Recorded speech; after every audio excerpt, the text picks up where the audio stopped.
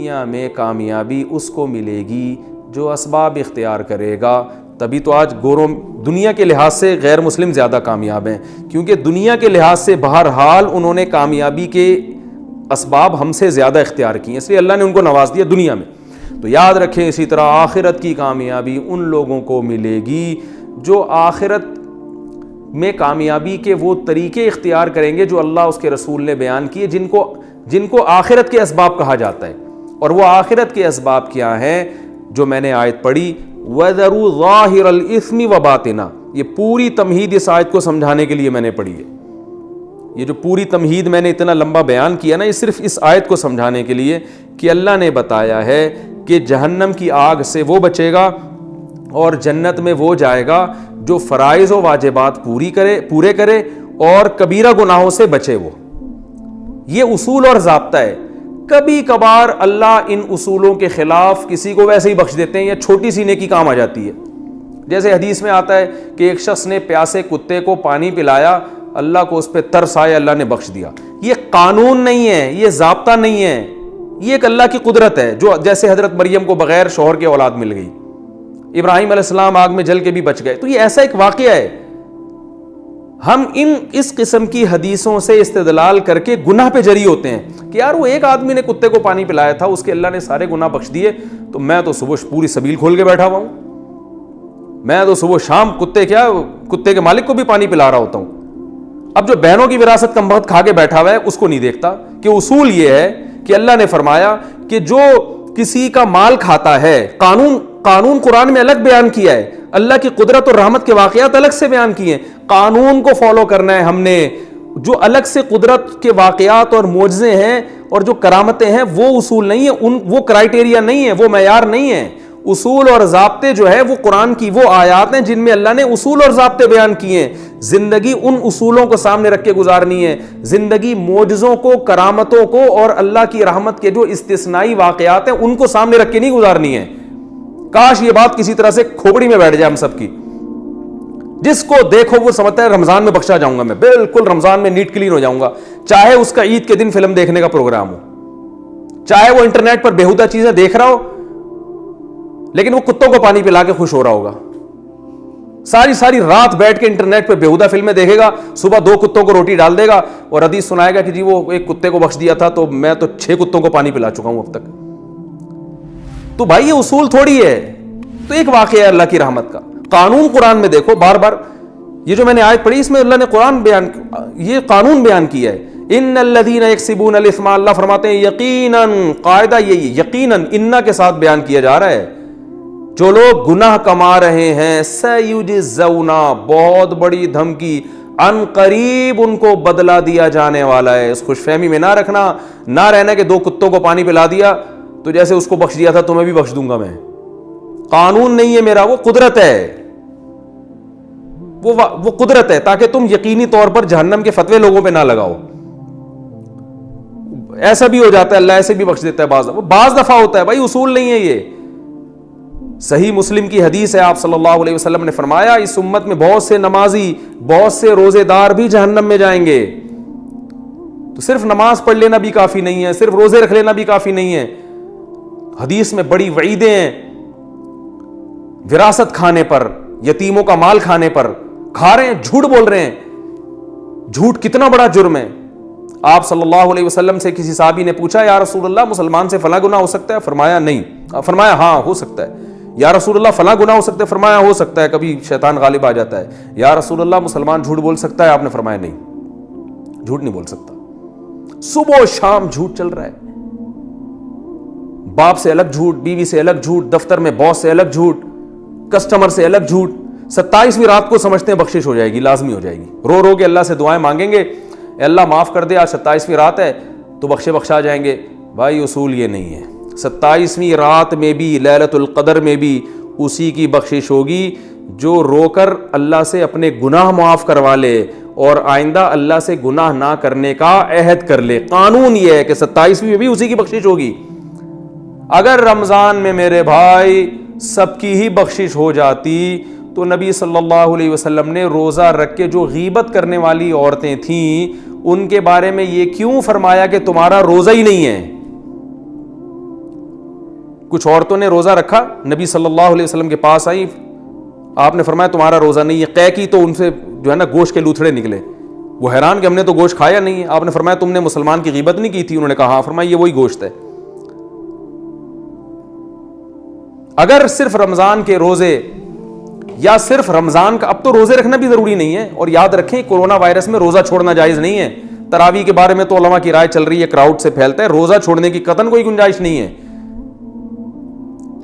روزہ جب تک کوئی عملی طور پر بیمار نہیں ہوگا روزہ نہیں چھوڑ سکتا. وہ بیماری کے صرف خطرے سے روزہ قضا کرنا جائز نہیں ہے. جماعت کی نماز پر تو خود حدیث میں بہت ساری چھوٹ ملتی ہیں کہ اس عذر سے بھی جماعت چھوڑ سکتے ہو, اس عذر سے بھی چھوڑ سکتے ہو, لیکن روزہ چھوڑنے کی جو دلیل ہے وہ تو قرآن نے واضح لفظوں میں بیان کر دی کہ بیماری ہوگی یا سفر ہوگا, اس کے علاوہ نہیں چھوڑ سکتے. تو جو کورونا وائرس سے بیمار ہو گیا عملی طور پر وہ تو چھوڑ سکتا ہے, جس کو صرف خطرہ ہے وہ نہیں چھوڑ سکتا روزہ. ہاں جماعت کی نماز میں جو ہے مسجد میں کراؤڈ یا تراویح میں مجمع اکٹھا کرنا, وہ اس میں جو ہے نا وہ دلائل میں پہلے ریکارڈ کرا چکا ہوں, میں اس ٹاپک پہ دوبارہ نہیں جاؤں گا, وہ ایک الگ ٹاپک ہے, اس میں تو ہمیں شریعت میں گنجائشیں ملتی ہیں.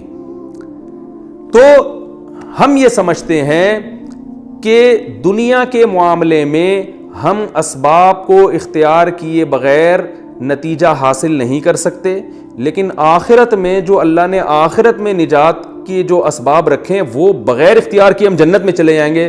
تو بھائی ایسا نہیں ہے. اس معاملے میں جو دنیا کا اصول ہے وہی آخرت کا اصول, بلکہ اور زیادہ سختی آخرت کے معاملے میں. قرآن میں اللہ تعالیٰ کا ارشاد ہے کہ من کانا یریدو, وہ کیا ہے, من کانا یریدو, سورہ بنی اسرائیل کی آیتیں اس وقت میرے ذہن میں نہیں آ رہی, وہ لفظ وہ الفاظ پورے نہیں آ رہے.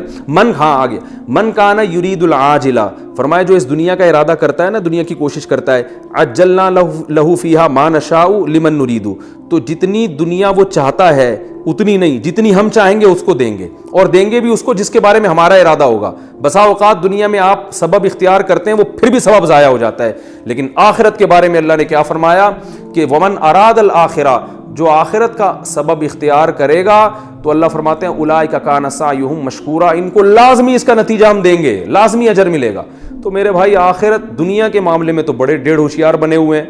یہاں تو کوئی یہ نہیں کہتا کہ روٹی نہیں کھاؤں گا تو کوئی بات نہیں, وہ خود بخود میرا پیٹ بھر جائے گا, اور میں آگ میں چھلانگ لگاؤں گا تو اللہ بچا لے گا, جیسے ابراہیم علیہ السلام کو بچایا تھا تو مجھے بھی بچا لے گا. یہاں کہتے ہیں نہیں بھائی وہ صرف ابراہیم علیہ السلام کو ہی بچایا, مجھے نہیں بچائے گا, اس آگ کو مجھ سے دور رکھو.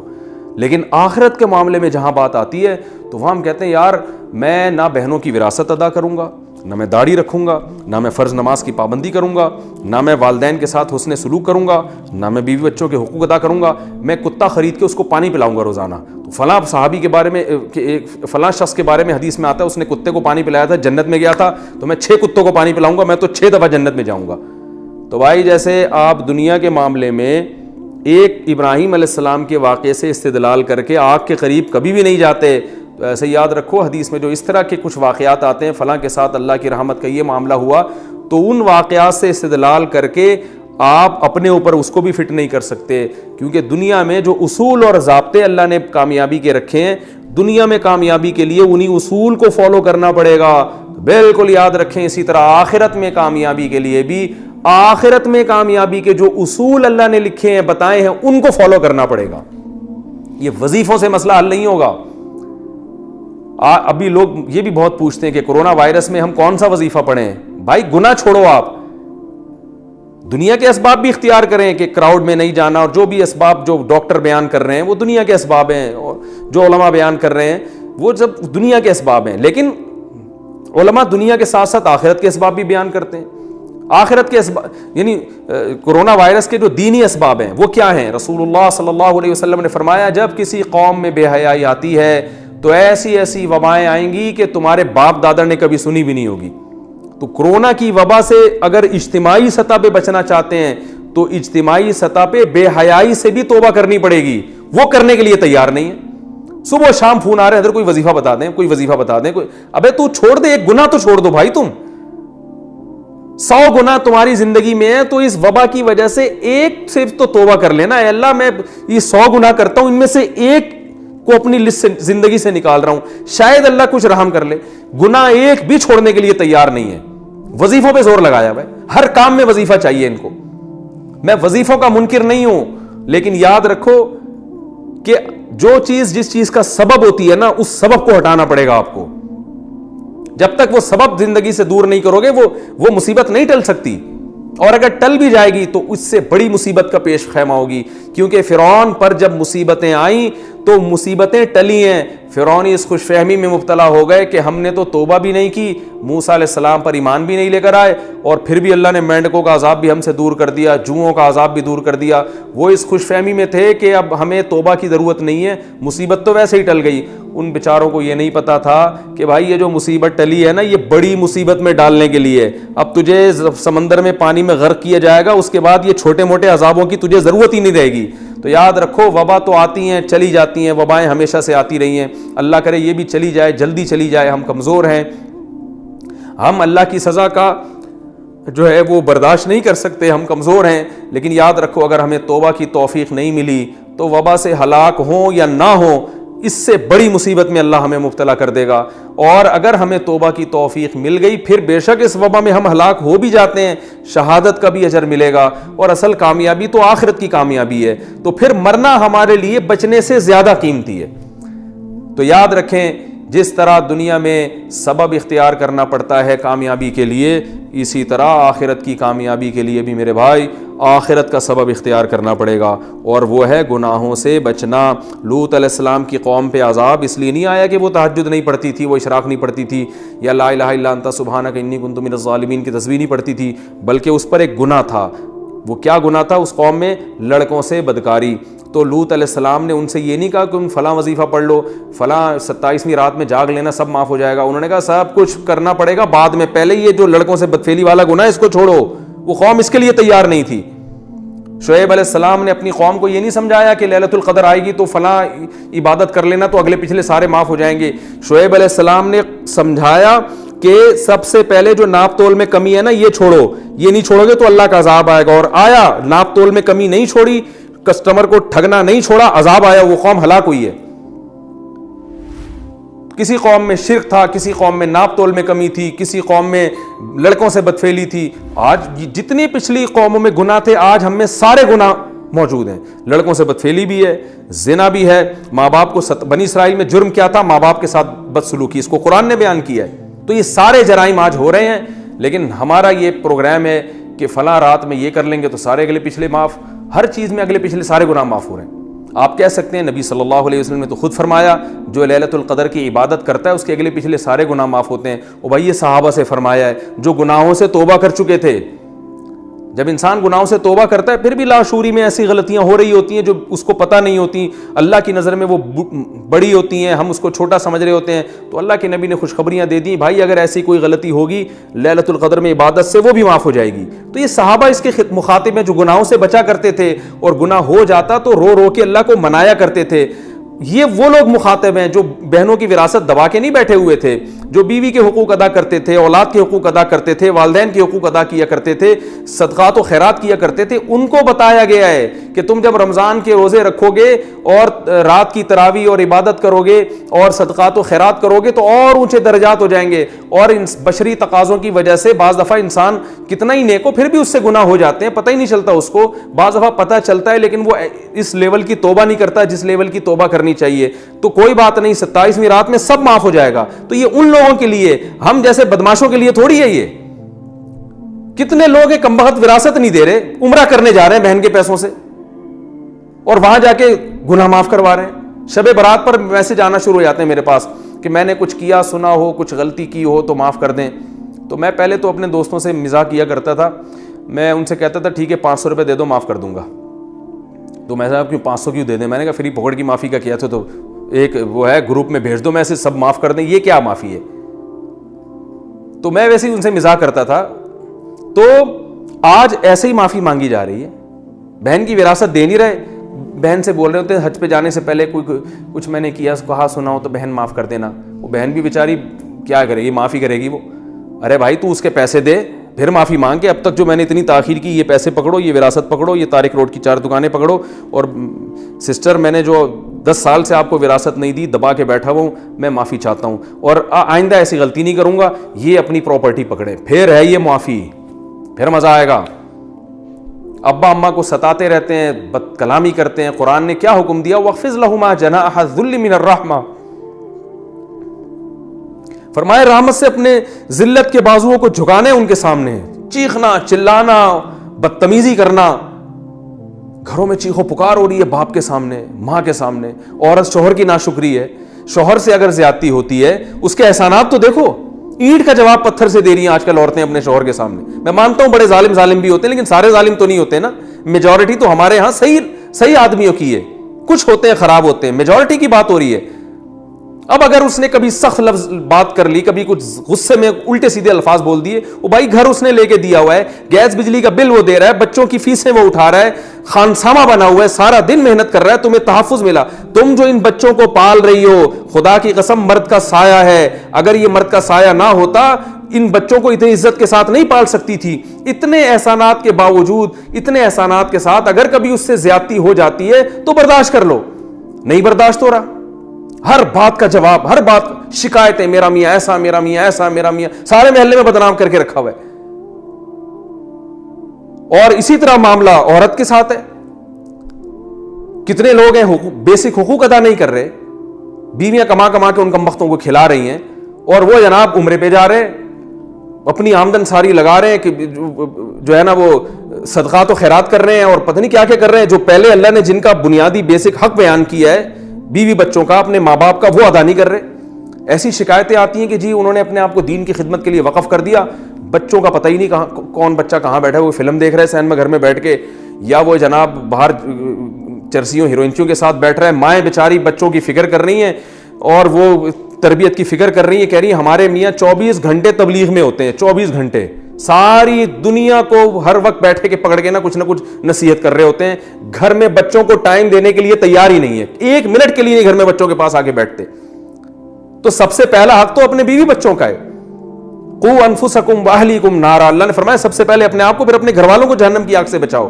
ان کو بھی, اور آگ سے بچانے کا مطلب یہ نہیں کہ ہر وقت لٹھ لے کے ان پہ بیٹھے رہے, ان کو کچھ محبت بھی تو دیں, ان کو یہ احساس ہو. بچوں کو باپ کے بارے میں احساس ہونا چاہیے کہ جیسے ہی گھر میں آتے ہیں ابا کا نصیحت کا پروگرام نہیں شروع کر دیتے, بلکہ ابا کو ہم سے ویسے بھی محبت ہے, بیٹھتے ہیں گپ شپ لگاتے ہیں, خوش ہوتے ہیں, پھر نصیحت کرتے ہیں. تو گھر میں ٹائم نہیں ہے بالکل. ہر چیز میں اعتدال ضروری ہے. نہ عبادت میں اتنا غلوف کہ بیوی بچوں کے لیے ٹائم نہیں نکل رہا, اور نہ اتنا زیادہ بیوی بچوں میں مشغول ہو گئے گھر میں کہ وہ اللہ کو بالکل ہی, تبلیغ کو بالکل ہی بھول گئے. بیلنس نہیں ہے. جو جس چیز میں لگا ہوا ہے بس سمجھتا ہے اسی میں نجات ہوگی. ایسا نہیں ہے میرے بھائی, نجات ہوگی. قانون یہ ہے کہ اللہ کے حقوق بھی ادا کرنے ہیں, اللہ کی مخلوق کے حقوق بھی ادا کرنے ہیں, سب میں کو بیلنس لے کے چلنا ہے. ان میں سے کسی کا حق بھی مارا تو اللہ فرماتے ہیں سیجزون, ان قریب قیامت میں اس کا بدلہ دیا جائے گا. اللہ کا حق ضائع کیا نماز چھوڑ کے, اس پہ سزا ملے گی. حج فرض ہوا نہیں ادا کیا, اس پہ سزا ملے گی. نبی صلی اللہ علیہ وسلم نے فرمایا جس پہ حج فرض ہوا اور اس نے ادا نہیں کیا, ایک روایت میں آتا ہے کہ وہ یہودی ہو کے مرے, عیسائی ہو کے مرے, اس کی مجھے کوئی پرواہ نہیں, ایک روایت میں آتا ہے. اور اللہ نے کیسی زبردست دھمکی دی کہ جو استطاعت کے باوجود اللہ کے گھر کی زیارت نہیں کرتا, فإن اللہ غنی عن العالمین, اللہ کو ان کی کوئی پرواہ نہیں ہے, اللہ غنی ہے. کتنی بڑی دھمکی ہے یہ. نماز چھوڑ دینا اللہ کا حق ہے. بعض لوگ کیا کر رہے ہیں, حقوق العباد میں بہت آگے ہیں, وہ ایک ٹائم کی نماز نہیں پڑھتے. جب ان سے کہا جائے آپ کیسی حرکت کر رہے ہیں, کہہ رہے ہیں بھائی میں دیکھو یہ ٹرسٹ بھی میں نے بنایا, یہ عیدی سینٹر میں اتنے پیسے دیتا ہوں, فلاں مدرسہ میرا ہے. او بھائی جس اللہ نے صدقات و خیرات کا حکم دیا اس نے سب سے زیادہ حکم نماز کا دیا ہے. سب سے پہلے سوال نماز کے بارے میں ہوگا, یہ ٹرسٹوں کے بارے میں اور بیوہ کی خدمت کے بارے میں بعد میں سوال ہوگا. تو کوئی ادھر کو لڑکا ہوا ہے تو ادھر نہیں ہے, ادھر کو لڑکا ہوا ہے تو ادھر سے بھولا ہوا ہے. وجہ کیا ہے کہ ہمارا یہ کانسیپٹ ہی کلیئر نہیں ہے. ہم نے سمجھ رکھا ہے سب نے کہ جنت دپل میں ملے گی. ایک دن میں نے کسی کے سے کہا کہ یار تم یہ برائی کر رہے ہو, یہ تو بہت بڑا جرم ہے, اس کو چھوڑ دو. تو اس نے کہا ابے اللہ کو بخشنا ہوگا تو اللہ ویسے ہی بخش دے گا, نہیں بخشنا ہوگا تو ویسے ہی اٹھا کے جہنم میں پھینک دے گا. میں نے کہا یہ تو بڑی آپ نے, دنیا میں کوئی ایسا دنیا میں قانون نہیں ہوتا کہ حکومت کہیں اعلان کرے ابے جو مرضی کرتے رہو, ہم نے سزا دینی ہوگی دیں گے, نہیں دینی ہوگی تو 6 قتل بھی کر لو معاف کر دیں گے ہم. یہ تو دنیا میں ایسا نہیں ہوتا, تو اللہ ایسا قانون کیوں بیان کرے گا. تو انہوں نے کہا وہ حدیث میں آتا ہے نا. میں نے کہا وہ اگر حدیث میں آتا ہے تو یہ جو میں بیان کر رہا ہوں یہ اس سے وہ اگر ایک حدیث میں آتا ہے جو میں بیان کر رہا ہوں وہ 99 حدیثوں میں آتی ہے وہ بات, تو 99 کو چھوڑ رہے ہو, ایک کو لے رہے ہو. تو یہ آج کل ہمارے ہاں مارکیٹ میں یہ چیز چل رہی ہے. جس سے ہمیں بچنے کی ضرورت ہے۔ تو اللہ نے جو اصول بیان کر دیا وَذَرُوا ظَاهِرَ الْإِثْمِ وَبَاطِنَهُ، سارے گناہوں کو چھوڑنا پڑے گا۔ تو ابھی رمضان آنے والا ہے، اس سے پہلے اپنی ایک لسٹ تیار کریں، یار والدین کے معاملے میں میرا سلوک، بیوی بچوں کے معاملے میں میرے حرکتیں، اور تنہائی میں کیا کرتا ہوں، بری فلمیں تو نہیں دیکھتا، اور بد نظری تو نہیں کرتا، نماز میں سستی تو نہیں کرتا، اور جو ہے جتنے بھی گناہ ہیں، کہیں میں نے مالی لین دین میں گڑبڑ تو نہیں ہے، کسی کے پیسے میرے ذمے ہوں جو نہ دیے ہوں، یا اگر میں مر جاتا ہوں تو کسی کو کیا پتہ میں نے کس کے پیسے لیے، میں کوئی وصیت نامہ میں نے لکھا ہوا ہے۔ یہ ساری چیزوں کی لسٹ تیار کریں اور پھر آہستہ آہستہ گناہوں سے بچنے کی کوشش کریں۔ ٹھیک ہے، ایک دم نہیں چھوڑے جاتے ہیں، تو پھر یہاں خوشخبریاں ہیں کہ جو چھوڑنا چاہے گا اس کو اللہ نے خوشخبریاں سنائی ہیں کہ جو میری طرف ایک بالش آئے گا میں اس کی طرف ایک ہاتھ آؤں گا، جو چل کے آئے گا میں اس کی طرف دوڑ کر آؤں گا، لیکن آنا پڑے گا۔ آنے کی ڈیفینیشن کیا ہے؟ وظیفے پڑھنا آنے کی ڈیفینیشن نہیں ہے۔ اللہ کی طرف آنے کی ڈیفینیشن یہ کہ آپ گناہ چھوڑنا شروع کر دیں، اس کا مطلب اللہ کی طرف چلنا شروع ہو گئے۔ پھر اللہ نے کہا تھوڑا سا تم ادھر سے چلو، میں ادھر سے دوڑوں گا، تو تم تھوڑا کرو گے میں تمہیں زیادہ عطا کروں گا۔ یہ اللہ کی رحمت ہے، لیکن ہم تھوڑا کرنے کے لیے بھی تیار نہیں ہیں، ہمارا کانسیپٹ ہی کلیئر نہیں ہے۔ اللہ سے دعا ہے کہ اس رمضان کے آنے سے پہلے اللہ ہر قسم کے صغیرہ اور کبیرہ گناہ سے ہمیں بچنے کی توفیق عطا فرمائے، اور اللہ تعالی ہمارے عقیدوں کی، ہمارے نظریات کی بھی حفاظت فرمائے۔ سبحانک اللہم و بحمدک، نشہد ان لا الہ الا انت، نستغفرک و نتوب الیک، وما علینا الا البلاغ۔